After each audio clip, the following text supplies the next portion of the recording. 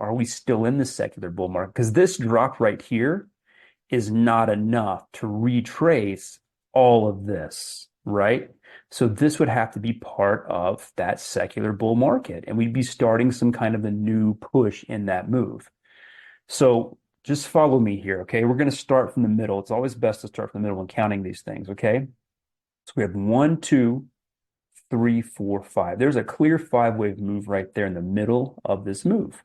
So we're going to mark that. There's 5 waves. Now, this is part of a bigger 5-wave pattern, okay? Right here. 1, 2, 3, 4, 5. So there's your bigger 5-wave pattern. You see, we're working backwards from the third wave. Okay, so this is your third wave. This is the most powerful part of this move, and it's part of a bigger 5-wave move. 1, 2, 3, big complicated correction. 4, 5. And so we have this 5-wave move off the 2009 low that makes a lot of sense.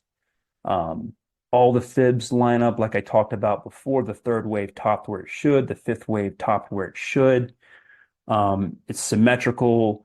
All the wave counts really line up in a really good way. So the question is, what is this thing? What is this? How do you count this if we're continuing this new bull market, or this continuing the ongoing bull market?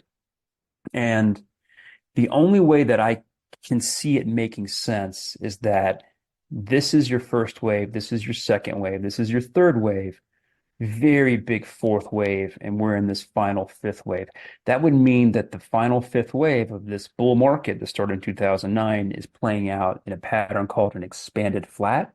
Very rare and extremely rare to find on the S&P 500 going back on this kind of a time degree.